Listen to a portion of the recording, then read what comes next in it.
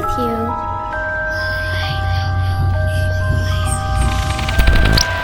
You're not afraid of the dark, are you?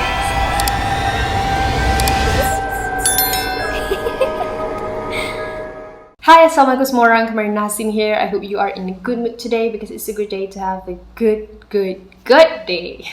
So, hari ni kita ada 2 lagi kisah seram dalam satu video, which is kisah seram rumah baru dan juga kisah seram college. Yes. So, hari ni Kama gabungkan 2 kisah yang dikongsikan oleh subscriber Kama. And yeah, without wasting any time, jom kita baca doa dulu. Mohon perlindungan dari Allah dari gangguan-gangguan syaitan. A'udzubillahi minasyaitonirrajim. Bismillahirrahmanirrahim. Rabbi a'udzubika min hamazati syayatin wa a'udzubika Rabbi an yahdurun. Wahai Tuhanku, aku berlindung kepadamu daripada bisikan-bisikan syaitan, dan aku berlindung juga kepadamu, wahai Tuhanku, daripada kedatangan mereka kepadaku. Amin ya rabbal alamin. So, korang dah ready belum? Kisah seram rumah baru. So, pemilik kisah ni gelarkan diri dia Mar. So, Mar masa tu baru pindah rumah, guys. Pindah pun bukanlah jauh sangat. Area situ juga sebab rumah yang lama tu diorang tengah renovate. So, parents dia decide untuk tukar rumah lah sebab nak renovate kan. And bila diorang start berpindah, owner rumah ni berbangsa Cina, which is salah satu kenapa abang dia ni tak berkenan lah sebenarnya untuk pindah dalam rumah tu. And actually Mar kata bukan racist ke apa, tapi kita tahulah bukan beragama Islam, so rumah tu of course tak pernah dibaca, tak pernah alunkan dengan alunan Al-Quran. Jadi dorang cuba stay positif je lah. Nanti dah pindah masuk, buatlah doa selamat kan, bacalah Quran kan, macam tu. So nak dijadikan cerita, masa tu katil ke, perabot, semua barang-barang yang besar lah dorang tak bawa masuk lagi dalam rumah ni. So Mar dengan adik dia, 12 tahun waktu tu, adik dia dah 6, tidur dalam satu bilik. Adik dia lelaki, Izzat. So dorang just tidur atas lantai lah masa tu sebab tak ada katil apa semua lagi kan. Masa tu, Mar langsung tak rasa apa-apa yang pelik lagi tau. Sebab Mar ni jenis yang jarang lah nak takut, nak paranoid pasal hantu-hantu ni. And masa semua orang nak tidur, satu rumah tu tidur awal tau malam tu. Dalam pukul 10 macam tu semua orang dah tidur dah. Awal gila kan, sebab penat diorang transfer barang apa semua, nak pindah kan. Proses nak pindah tu penat. So malam tu pula si Mar ni tak boleh nak tidur. And orang tua selalu kata kan, kalau kita tukar tempat tidur, memang kita rasa tak selesa. Maksudnya kita kat tempat baru, memang kita susah lah nak tidur malam tu. Disebabkan itulah Mar rasa normal je kenapa dia tak boleh tidur malam tu. So dia pun scroll lah TikTok dekat handphone dia. Sampailah pukul 2 pagi guys. Dah pukul 2 pagi macam tu, barulah Mar ni dah start rasa mengantuk. Jadi dia decide untuk tidur. Tiba-tiba rasa macam kaki dia ni disentuh. Tapi time tu dia still positif lagi. Maybe dia rasa mama ikut kan. Sebab dah mengantuk dah waktu tu. Jadi dia relax. Dia sentuh lah bahu adik dia. Sebab adik dia tidur dekat sebelah. Lepas tu dia sentuh bahu adik dia. Woi. Tapi adik dia tak bangun-bangun. So dia jerit lagi. Izzat, bangun. Tiba-tiba adik dia Izzat tadi tu kena tarik sampai ke hujung dinding bilik tu. Bilik tu kosong, korang bayangkan, tak ada apa-apa. So memang dia terseret sampai ke hujung bilik. Time tu memang tak ada dah nak think positif ke apa ke. Memang dia terus jerit kuat gila si Mar ni, jerit sekuat hati dia. Dan dia pejam mata and tiba-tiba dia sedar semua benda kat sekeliling dia macam normal. So dia pelik lah, aku ni gila ke apa kan. Tapi benda tu rasa real gila. Jadi sekali lagi Mar cuba kejutkan adik dia. Macam tu adik dia tengah macam tidur mengiring tau. So nampak belakang dia je waktu tu. Bila adik dia toleh pandang dekat si Mar ni, Mar lega gila sebab macam okay ni adik aku. So Mar tanyalah lagi dekat adik dia, dah tidur ke? And then adik dia pandang dia, adik dia pusing mengiring balik. Tapi adik dia balas lah, belum lagi kak. Mula-mula si Mar ni tak adalah syak wasangka apa-apa. Tiba-tiba macam terdetik dalam hati yang adik aku ni mana pernah panggil aku kak or kakak. So time tu dah meremang. Aku pula meremang ni nak baca ni kan. Tapi Mar kata dia diam je waktu tu, macam terkedu lah, tak tahu nak buat apa kan. Otak masih lagi memproses. Tiba-tiba adik dia cakap balik, dah tahu ke? Astaghfirullahalazim. Adik dia tengah mengiring kan tadi. Lepas tu cakap macam tu, dah tahu ke? And Mar kata dia tahu ayat ni memang klise gila, tapi itulah benda yang adik dia cakap. So time tu Mar terus nangis sebab terlalu takut. Meanwhile adik dia ketawa terbahak-bahak. And barulah Mar sedar yang tu bukan suara adik dia. Adik dia gelak kuat gila sampai Mar ni pelik. Kenapa satu rumah ni masih tak bangun-bangun sedangkan aku dah menjerit sekuat hati. Tak ada siapa pun yang bangun pergi ke bilik Mar. So Mar cuba nak lari dan gerakkan badan tapi dah terlambat. Waktu tu dia macam kena kunci tau, macam kena hempap. Dia cuba jerit tak boleh. Jeritan tu macam tak terkeluar, terseksa lah waktu tu. So Mar terus pejamkan mata and bila dia buka, tengok adik dia still tidur. So Mar macam pelik lah.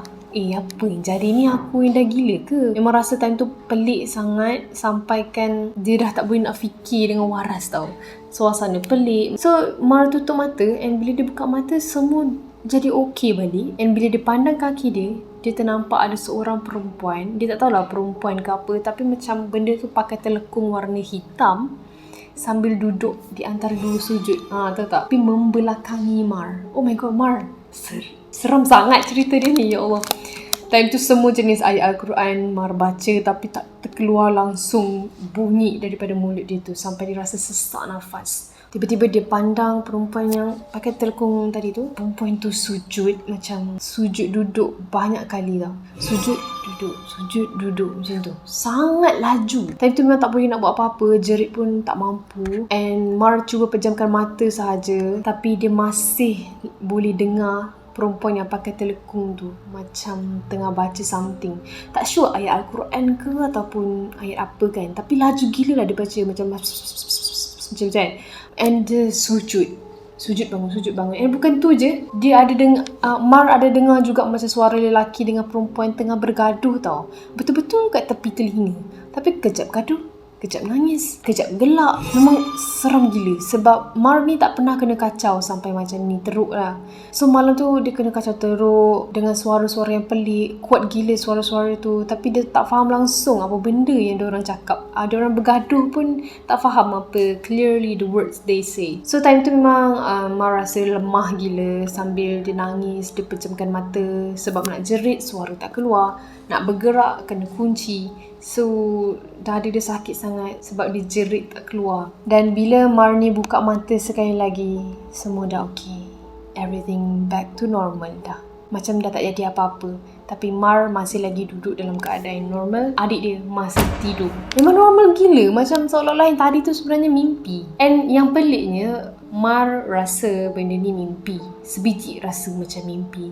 So dia terus bangun, duduk and fikir, mimpi ke tadi tu? Sebab rasa macam tak real. Tapi satu rasa yang dia rasa macam benda tu real is degupan jantung dia. So Mar pun check lah badan dia kok ada kesan bekas apa-apa ke kan. And dia perasan ada kesan cakar yang sangat halus dekat pergelangan kaki dia. So dia terus sah benda ni real. So lepas je benda tu jadi, dia cerita dekat kawan dia. And then Mar tak ceritalah dekat mak dia sebab Mar tahu yang mak dia akan cakap, itulah dengar lagu banyak-banyak lagi kan, lagu melalaikan Sebab family Mar ni memang tak into benda-benda gaib ni sangat lah. So kalau dia cerita pun mesti semua tak percaya.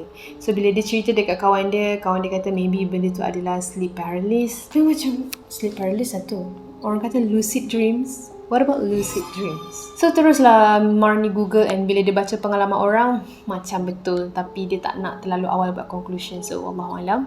And benda ni bukan terjadi sekali je. Sebab selepas dia stay dalam bilik ni, banyak kali terjadi sampai dia rasa dah malas dah nak layan. And bila dia rasa macam kaku kan, macam kena hempap tak digerak tu, dia dah tahu dah, okay, benda ni jadi lagi. And korang tahu tak, masa Mar ni tengah type cerita ni dekat kamar, dekat email, dia berada dalam bilik tu. Dia masih lagi berada dalam bilik yang sama. Macam ni dia boleh ada keberanian untuk cerita kisah seram yang berlaku dalam bilik tu Tapi sumpah yang nampak orang tengah sujud tu seram gila kot, dengan telekung warna hitam dia tu. And Mar ada sampaikan satu nasihat, banyakkan baca Al-Quran dalam bilik sendiri and jangan pasang lagu Harry Styles kuat-kuat dalam bilik. Oh, inilah lagu yang melalaikan dia tu.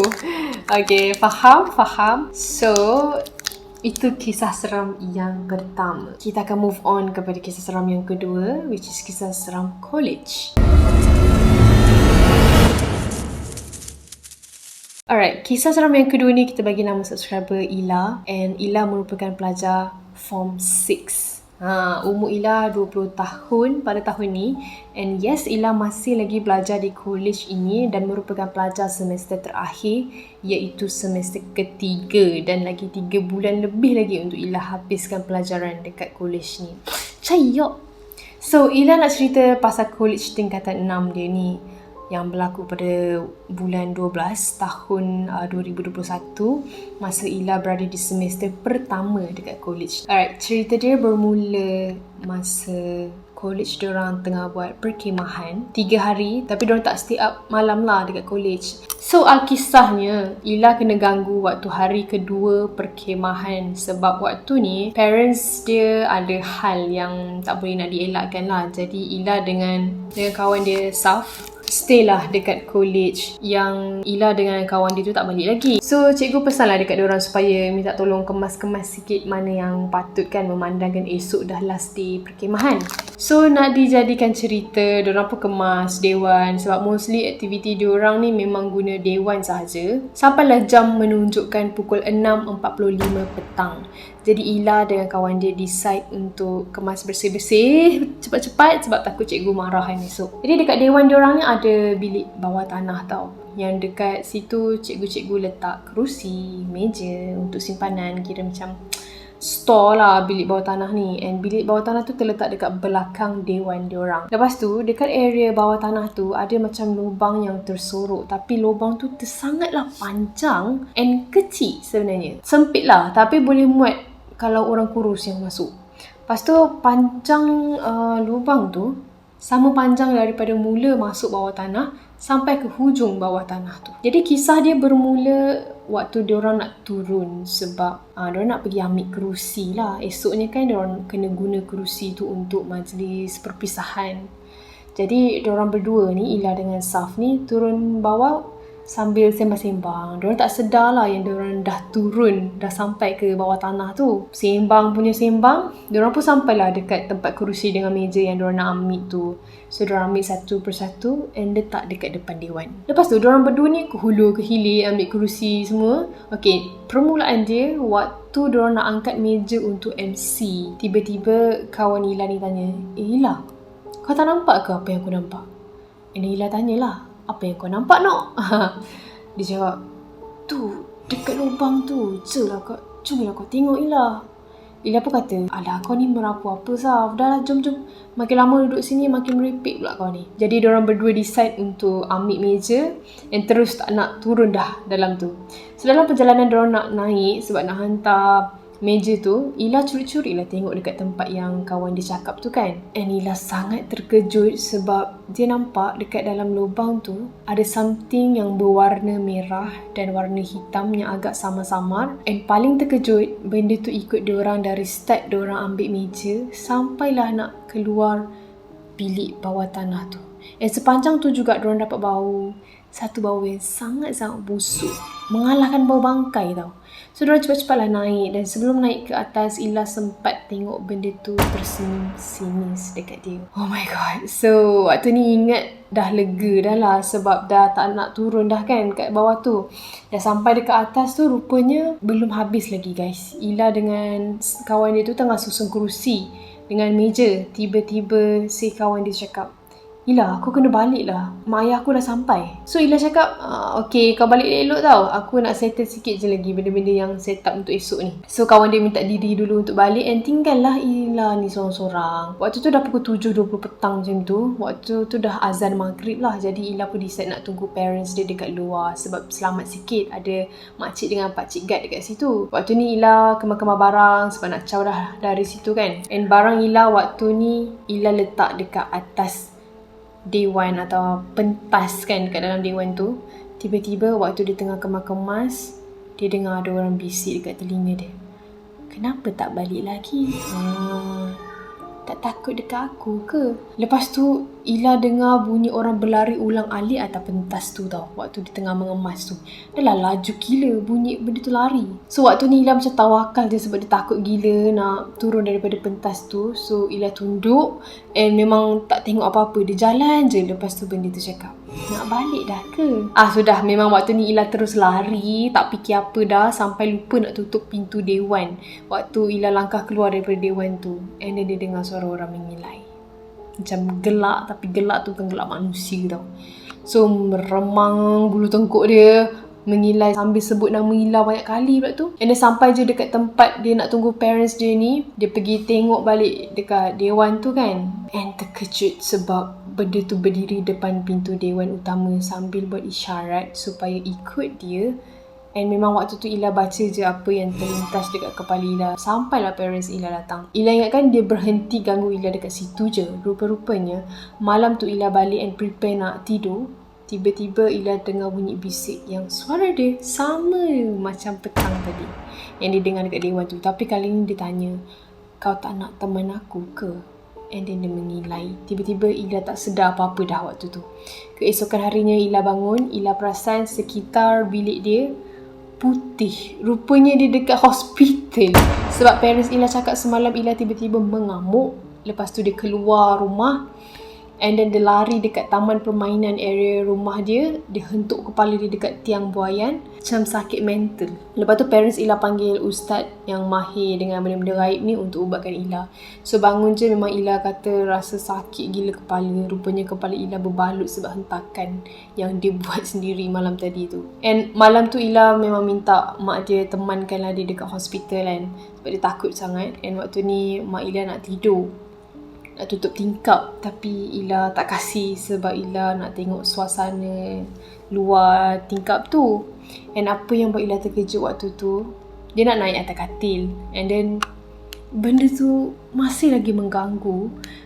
Dia ada dekat tingkap bilik tu. Padahal bilik Ila dekat tingkap paling atas, which is tingkat 7 tau. So memang meremang lah kan. Jadi dia ambil phone, dia buka ruqyah. Dia terus tidur, tak nak fikir apa-apa dah waktu tu. And keesokan paginya Ila bangun, Alhamdulillah semuanya kembali macam biasa. And Ila lega sebab dia boleh keluar daripada hospital tu. So itu pengalaman paling buruk and paling dia tak boleh nak lupakan sampai sekarang.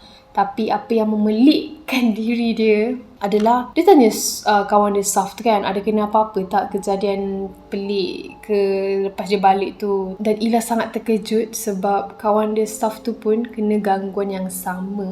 Cuma dia tak sempat nak berlari sebab kebetulan abang dia ustaz bekerja dekat Darul Shifa area rumah dia. Jadi abang dia lah yang ubatkan dia and tolong buang benda yang tak sepatutnya dalam badan dia. Kemudian abang dia ada pesan lepas ni, kalau balik lepas maghrib atau balik malam, make sure mandi terus balik tu sebab kita tak tahu apa yang kita ambil, pegang atau sentuh waktu kita keluar. Mungkin benda tu berpenghuni. Jadi dekat sini Ila dapat pengajaran kalau kita baru balik daripada mana-mana tempat, make sure bersihkan diri sebelum tidur. And paling Ila terkejut, rupanya college diorang tu memang ada sejarah seram tersendiri lepas senior kepada senior Ila menceritakan hal ni dekat dia. And menurut Ila cerita ni dah lama dia pendam. So akhirnya dia rasa nak share dengan peminat-peminat creepy sekalian.